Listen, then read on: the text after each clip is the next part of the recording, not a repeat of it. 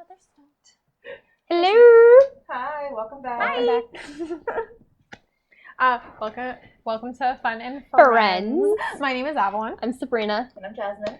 And recap of last chapter. Let's see. We had Sophie and her classes. Mm-hmm. Still in the never side of things. Hasn't gotten to go over to the evers yet. She was doing pretty well in class. Failing. Here, I'm holding it for you. I'm holding it for you. Sorry.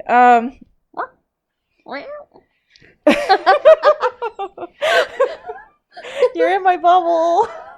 I Here, feel where's my violent. hand right there? Okay, there we go. Right there. Anyway, so this is really awkward. Yeah. Well, I okay. was leaning way into you last time so they can hear you to make No, sure. I get it. That's Okay, where so I was it's more of a distraction. My brain went poof. What's going on again? She was in classes. yes, Golden Goose.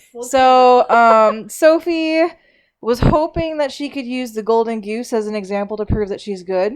Mhm. And the goose went and talked to her in her mind and offered her a wish. And her wish was so selfish that the goose actually completely gave up its magical abilities rather than grant her wish, which is apparently more evil than forcing it to lay an egg.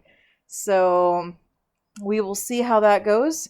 The headmaster was looking into the memories of that, and there's definitely some foreshadowing going on there of maybe a potential super evil witch. What was it called? Mhm. The highest witch? Or Highest Supreme ultimate. the supreme ultimate.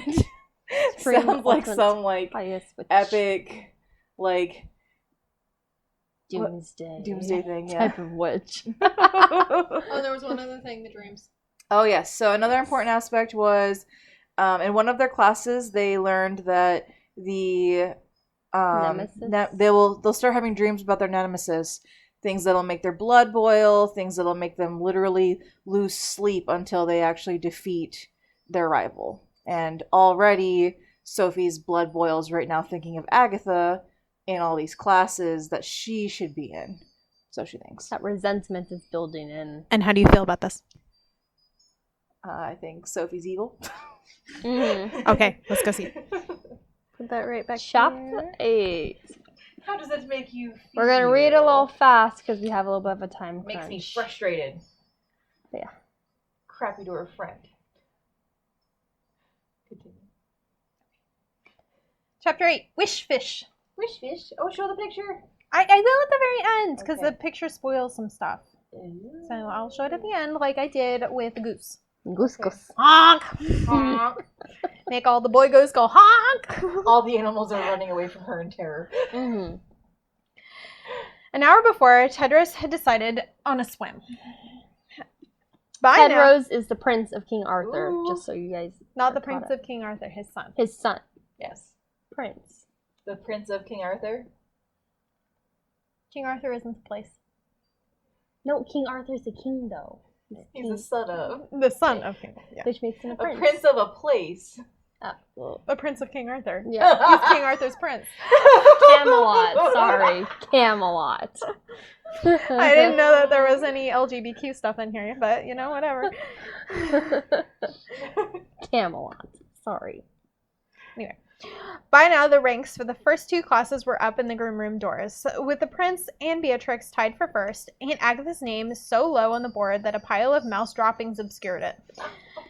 Inside the girls' groom room resembled a medieval spa with 3 aromatic bath pools, hot, cold, and just right, a little match girl sauna, 3 red rose makeup stations, a Cinderella-themed pedicure corner, a waterfall shower built into a little mermaid lagoon, the boys' groom rooms. So I have to say, I feel like Agatha's gonna have a pet mouse or something at some point because all the mice just seem to Love be her. around her. They love her. She's the mouse princess. Like the Nutcracker, there's a mouse king or a rat king. She's that for them. The boys' groom rooms focused more on fitness, with a Midas Gold Sweat Lodge, a pheasant-themed tanning room, and a gymnasium with Norse Pheasant? hammers. Yeah, pheasant, as in like peacocks. Bird. Isn't that peasant? Pheasant? No, pheasant. It's like a bird. No, that No, word it's says peasant. peasant. Peasant-themed. Yeah, It's peasant. it's peasant. pheasant would have an H in front of the P, or after the P, to be a pheasant. Mm-hmm. Stop backseat reading. Stop autocorrecting. I was just making sure I saw what she saw. In a gymnasium with Norse hammers. Hi, Thor. A mud wrestling pit, saltwater lap pool, and a full array of Turkish baths. Now I can't talk because of you. Can they turn Glen Ivy into this? Right? Right? Let's do it. After chivalry and grooming, Tedros took an advantage of the break before swordplay to test out the pool. Oh hey. Mm-hmm. Oh hey. I'm sure he tested that out. For sure. But just as he swam the last lap, he noticed Beatrix and 7 girls who now followed her intensely, peering wide-eyed through the cracks in the wooden door. Oh, just one crazy poor guy. It's like, Tedros was used to girls watching him, but when would he find one who saw more than just his looks, who saw more than King Arthur's son, who cared about his thoughts, his hopes, his fears? And yet here he was, pivoted purposely as he toweled so the girls could have a perfect view. His mother was right. He could pretend all he wanted, but he was just like his father, for better or for worse. With a sigh, he threw open the door to greet his fan club, breeches dripping, swan glittering on his bare chest. But they were gone, victims of the ferry patrol. Tedros felt a twinge of disappointment as he turned the corner, only to smash into something, knocking it flat to the ground. I'm wet again. Agatha frowned and looked up. You should watch where you're. It was the boy who warped Sophie's mind, the boy who hijacked Sophie's heart, the boy who had stolen her friend. I'm Tedros, he said and held out his hand. Agatha didn't take it. She was hopelessly lost and needed directions, but this Tedros was an enemy. She pulled herself up, gave him a lethal glare, and shoved past his chest. That's when she noticed, in addition to everything else she hated about this boy, he smelled like one too. She stormed to the end of the hall. He smelled like what, a boy? I mean, I guess, like dirt? Axe body spray. Oh, those were the days. Never again. Don't ever do The that. high school boy is just taking a shower in that. You smell him from the end of the hallway. You're like, I smell him coming. Yes, he would. She stormed to the end of the hall, clumps thunking ogreishly on the glass, and with a venomous sneer snatched at the door. It was locked. It's this way. Tedros pointed to the stairwell behind him. Agatha huffed past him, holding her nose. I feel like we had to do that sometimes, though. When the axe was just too strong. You smell too much like axe. You conveniently just nuzzle into your hoodie. Oh, you're being cute. No, I'm trying to block out your scent. Yes. Personal gas mask. Yes. Nice to meet you. The prince called. He heard her snort in disgust before she trundled down the steps, casting shadows all the way. Tedros grinned. Girls loved him. They always grimaced. Sorry. He's throwing me off ever since your backseat reading over here.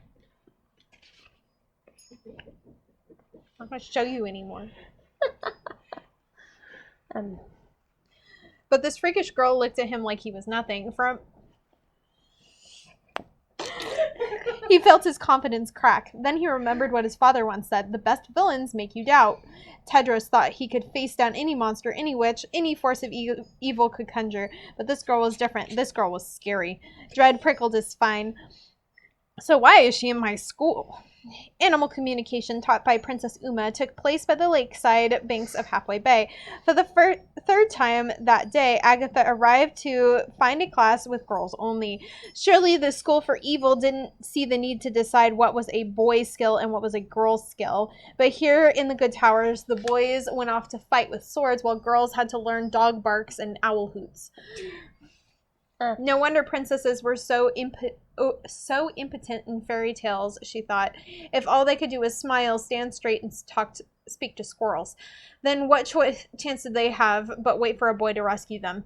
Princess Uma looked far too young to be a teacher. Nestled in prim prim grass, backlit by a lake shimmer. She sat very still, hands folded in her pink dress, her black hair to her waist, olive skin, almond-shaped eyes, and crimson lips pursed in a tight O.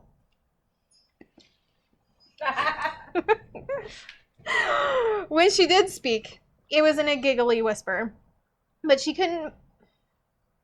Just listening to you. I'm feeling very self-conscious Pressured. right now. Now you know how I felt with your mic. Payback.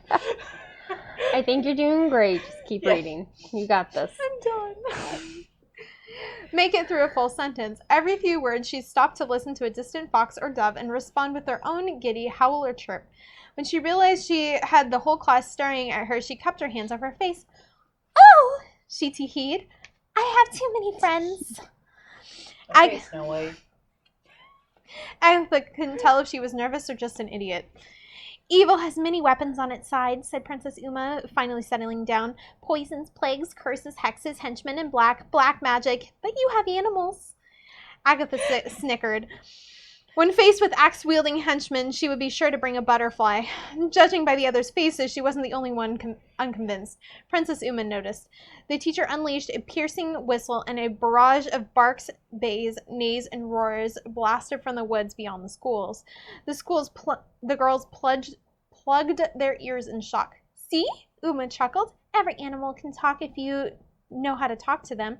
Some even remember when they were human. That just made it creepy and dark.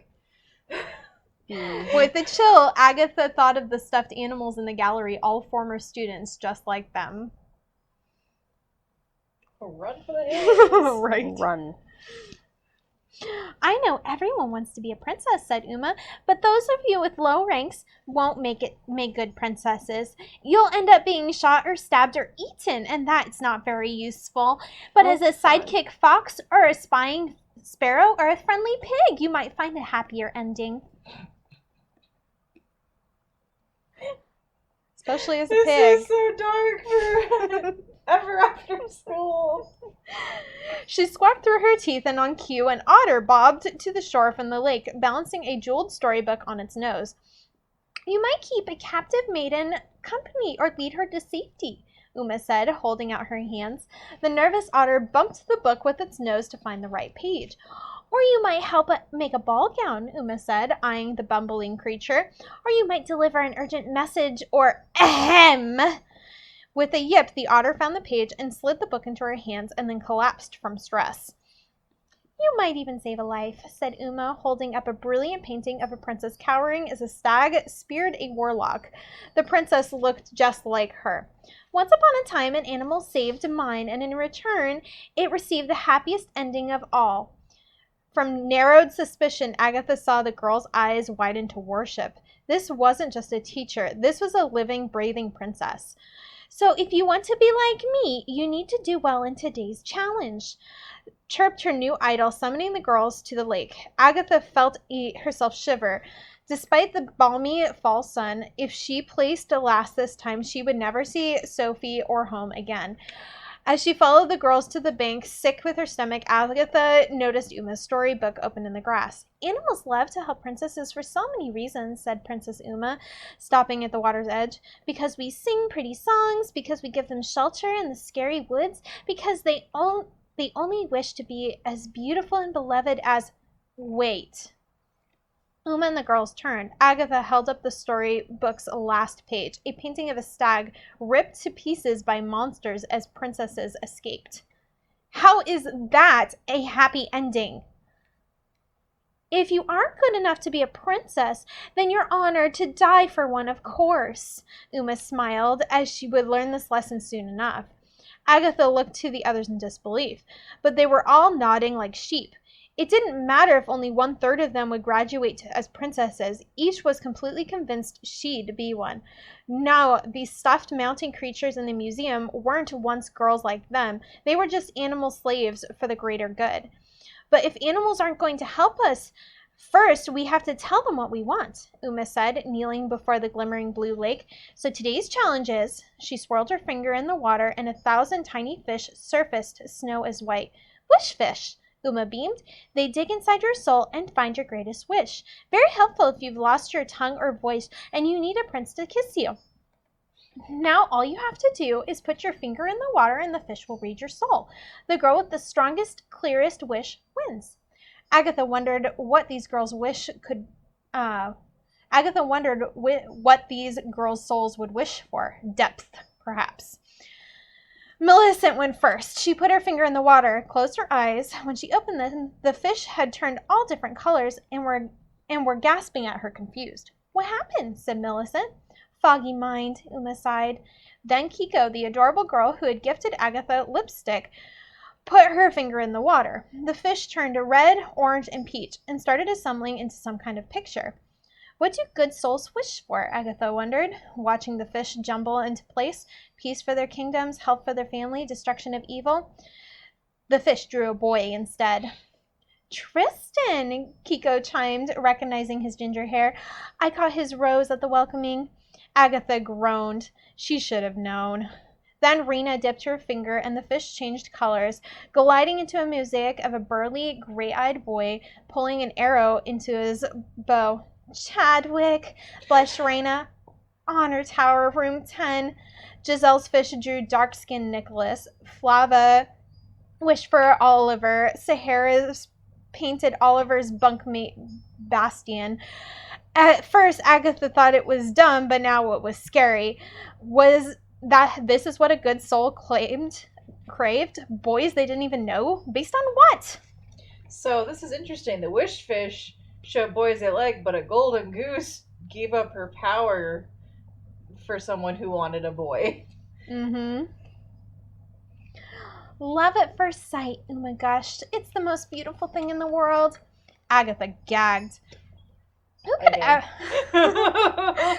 ever love boys, preening, useless slugs who thought the world belonged to them? She thought of Tedros and her skin burned. Hate at first sight. Now that was believable.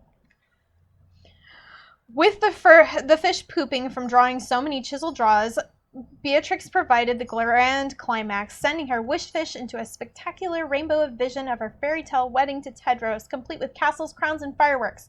All around, girls' eyes welled with tears, either because the scene was so beautiful or because they never could compete. Now you must hunt them, Beatrix, Uma said.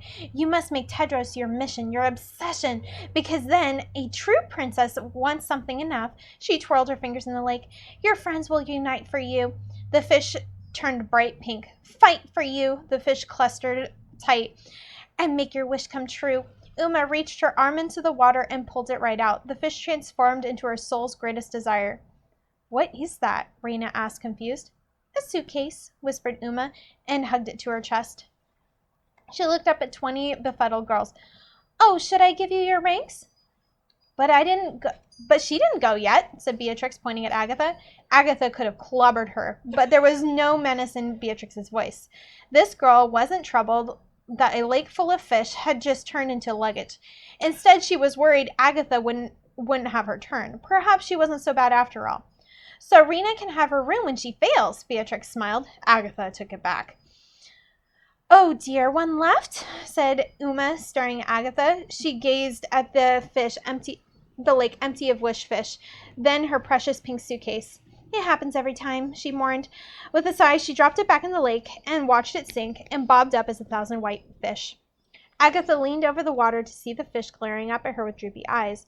For a moment, they found heaven in a suitcase, but here they are again, genies stolen from the safety of a lamp.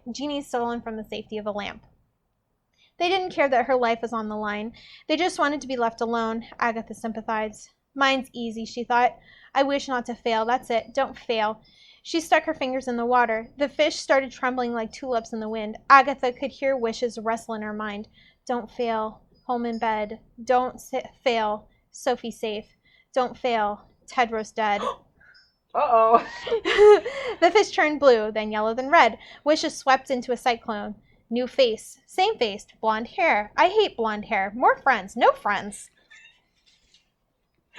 She's having a panic attack and these poor fish are gonna go... Not just foggy, murmured Princess Uma, completely confused. The fish, red as blood, started to quake as if about to explode. Alarmed, Agatha tried to pull out her finger, but the water clamped it like a fist. What the? The fish turned black as night and flew to Agatha like magnets to metal, pulling her hand in a shivering mass. Girls fled to the shore in terror. Uma stood anchored in shock. Frantic, Agatha tried to wrench her hand, but her head exploded with pain. Homeschool, mom, dad, good, bad, boys, girls, ever, never.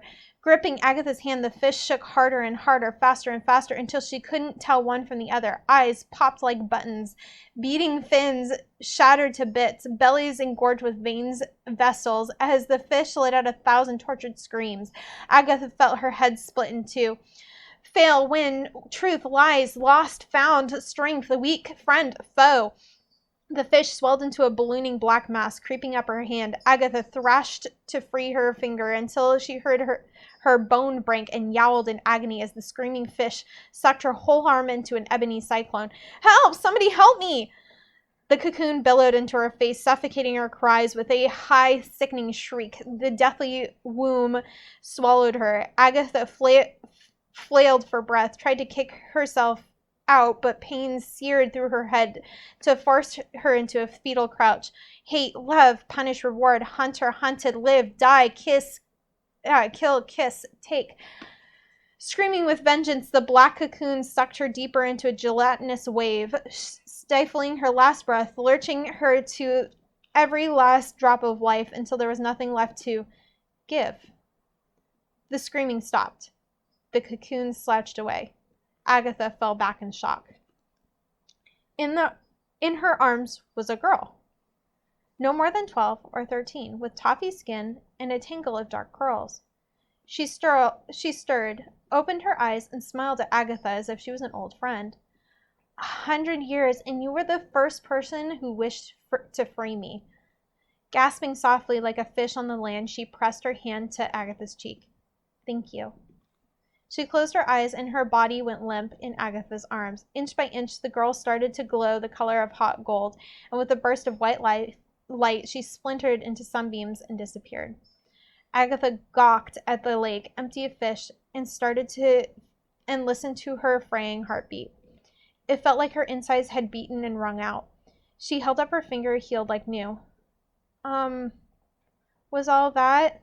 She took a deep breath and turned. Normal? The entire class was dispersed into the trees, including Princess Uma, whose expression answered her question. Loud squawks pealed from above. Agatha looked up at the friendly dove her teacher had greeted her earlier, only the dove's calls weren't friendly anymore, but wild and frantic. From the endless woods came a fox's growl, guttural and disturbed. Then more howls and wails from all around, nothing like earlier welcome. The animals were in a frenzy now. They screamed louder and louder, building with fever. What's happening? Agatha cried, hands over her ears. As soon as she saw Princess Uma's face, she knew. They want it too. Before Agatha could move, the stampede came from every direction. Squirrels, rats, dogs, moles, deer, birds, cats, rabbits, and bumbling otter. Every animal in the school grounds, every animal that squeezed into the gates charged towards their savior. Make us human, they demanded. Agatha blanched. Since when could she understand animals? Save us, princess, they cried. Since when could she understand delusional animals? What do I do? Agatha shouted. Uma took one glance at these animals, her faithful pupettes, her blossom friends. Run! For the first time, someone at the school gave Agatha advice she could use. She dashed for the towers as magpies pecked her hands. Mice clung to her in clumps. Frogs hopped up into her dress. Battling the mob, she stumbled up the hill, shielding her head, hurdling hawks, hares. But just as she had the white swan doors in sight, a moose charged out of the trees and sprang. She ducked, and the moose crashed, skewering the swans. Oh no! On the door. Oh, okay. I was like, poor animals. Agatha bolted through the glass stair room, past Pollux on goat legs, who glimpsed the onslaught behind her. What in the devil's? A little help, she yelled. Don't move, Pollux shrieked, but Agatha was already charging up the honor stairs. When she looked back, she saw Pollux deflecting animals left and right before 1,000 butterflies crashed through the sunroof and knocked his head off of his goat legs, leaving the herd to chase her up the stairs. Not into the towers! Pollux's head screeched as it rolled to the floor. Oh, God. But Agatha blew through the corridors into the full classroom of Hansel's Haven. As boys and teachers tackled porcupines, ill-advised, and screaming girls hopped onto desks in high heels, extremely ill-advised, she tried to escape the three-ring hubbub, but animals just snatched mouthfuls of candy and kept chase. Still, she managed just enough of a lead to sprint up the stairs, slide through the frosted door, and kick it open before the first weasel popped through. Agatha doubled over, shadowed by the towering hedges of King Arthur. The glacial sunroof breeze bit into her bare arms. She wouldn't last long here. As she squinted through the clouded door for a teacher or nymph to rescue her, she noticed something reflected in it. Agatha turned to a muscled silhouette hulking through the sun mist. She wilted with relief. For once she was grateful for boys and ran towards the faceless prince. She jolted back. The horned gargoyle ripped through the mist and blasted the door aflame. Agatha dove to avoid a second firebomb that ignited the hedge of King Arthur carrying Guinevere. She tried to crawl to the next hedge, but the gargoyle just burnt them one by one until the king's story was a storm of ash. Stranded in flames, Agatha looked at the smoldering demon as he pinned her chest to the ground with his cold stone foot. There was no escape from him this time. She went limp and closed her eyes. Nothing came. She opened her eyes and found the gargoyle kneeling before her, so close she could see the reflections in his glowing red eyes, reflections of a scared little boy. You want my help? She breathed. The gargoyle blinked back hopeful tears. But I don't know how I did it, she stuttered. It was an accident. The gargoyle gazed into her eyes and saw she was telling the truth. It slumped to the ground, scattering ash around them. Looking down at the monster, just another lost child, Agatha thought of all the creatures in this world. They didn't follow orders because they were loyal. They didn't want to help princesses because they were loving. They did it because someday maybe loyalty and love would be repaid with a second chance at being human. Only through fairy tale could they find their way back to their imperfect selves, to their storyless lives. She too was one of these animals now, searching for the way out. Agatha bent down to look in the gargoyle's hand. Agatha bent down and took the gargoyle's hand in hers. I wish I could help you, she said. I wish I could help us all go home. The gargoyle laid its head in her lap. As the burning menagerie closed in, the monster and the child wept in each other's arms. Agatha felt its stone touch soften. The gargoyle lurched back in shock. As it stumbled to its feet, its shell cracked. As claws smoothed to hands, his eyes lightening with innocence. Stunned, Agatha ran to it, dodging ricocheting flames just as a monster's face began to melt to a little boy's. With a gasp of joy, she reached for him. A sword impaled his heart. The gargoyle instantly reverted to stone and let out a betrayed cry. Agatha spun in horror. Tedros leapt through the wall of flame into the gargoyle's horn skull, Excalibur in hand. Wait! She shouted, but the prince was staring at his father's memories in flames. Filthy, evil beast, he choked. No! Tedros slammed down his sword into the gargoyle's neck and sliced off its head. He was a boy! A little boy! Agatha screamed. He was good! Tedros landed on her face. Now I know you're a witch. She punched him in the eye. Before she could punch him in the other one, fairies, wolves, and teachers of both schools burst into the menagerie, just in time to see a furious wave crash over the burning roof, lashing the foes apart. That was even full. I'm like trying not to cry over here for all these little humans that are trapped as animals. I know, that's really sad. It is really sad. I'm such an emotional beat. I was actually there was a point where I was almost gonna tell you we should pause because I was like, I need to go cry. I know. And he was turning back too, which is the worst part. Yeah. And then Tedros just had to kill him. Yep. Now I hate Tedros even more. Me too. But I he feel needs like to know. Tedros still has more to his story, like because I think he doesn't know. So even though he's I don't angered think he right now with does. his dad, I feel like something's gonna happen where maybe him and Agatha get on the same page one day. They Yeah. might not become like the princess and prince that come together relationship wise, but I feel like their destinies are intertwined in a way of possibly Helping each forever other. changing the school of good and evil Yeah. and the doing things that are a little more moral. I agree Like with not that. turning the lesser princesses and princes into helpful. If you animal really henchmen. think about it, he had no idea about the people Yeah, turning I back don't, or I don't whatever. think he knows And either. I don't it think was- any of them know because they're also blinded by What they're told. yeah. I mean, they basically told. I mean, they're told like, oh yeah, like You'll get turned into an animal, but they don't think that It's they don't not- realize that implies you still have your own mind. yeah. You're not just some dumb little furry thing. You're actually You're still there's conscious. still human in there, but you're hoping that your acts of helpfulness will make that prince or princess actually wish for you to return back to Your body. Yeah. Yeah. Yeah. Which and when he stumbled upon her, the whole menagerie was on fire, and it was Yeah. his So- father's menagerie. It was like a homage to heirloom. his Dad, family, yeah. his dad. So he's like, you came in here and you just like blew everything up, you monster. Had nothing on Yeah. your dad. Yeah. Yeah. So Mhm. yeah, it was definitely. I think it was more of a didn't think this through. Yeah. Acting on instinct. Yeah, not he's like, rational. this is all I see right now, and it wasn't like he was there for that whole conversation. Yeah. I think he'll come to terms with that as time goes on. Hopefully. And he'll I see hope- Agatha's I side. hope he eventually is better than this and maybe they'll free all the animals. Hopefully. There'll be an epic war I and then think all so. the animals go poof. I'm a human. I think that's possible to happen. I wonder if on the bad side it's the same thing. Like they I can think turn so. all of those back too. I Yeah, think so. But that means a witch would have to be nice to But want you to let can- someone go back. You can be considered an evil witch, but still have empathy Yeah. for others. Yeah. So Yes, you can still win and be less bad about how you won. yeah, Yeah. exactly.